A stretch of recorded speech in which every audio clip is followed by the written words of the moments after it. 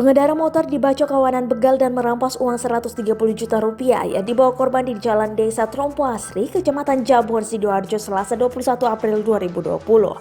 Korban diketahui bernama Zakaria, warga setempat yang mengendarai sepeda motor NMAX dalam perjalanan pulang dari mengambil uang di Bank BCA yang berada di Gempol, Pasuruan.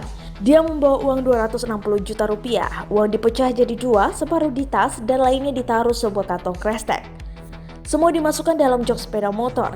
Ketika melintas di jalan itu, tiba-tiba ada 4 orang tadi kenal mengendarai 2 sepeda motor memepet korban.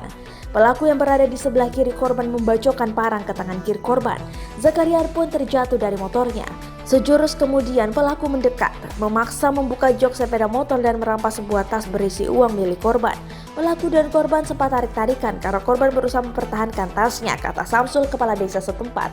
Pelaku terus memaksa hingga akhirnya korban menyerah, membiarkan tas berisi uang 130 juta rupiah itu dibawa kabur pelaku. Untung uang lain yang berada di tas kresek tidak ikut digasak pelaku. Aksi itu sempat diketahui warga setempat, bahkan ada warga yang sempat membantu korban menangkap seorang pelaku. Tapi kawannya balik dan mengancam warga menggunakan senjata tajam sehingga warga pun memilih diam.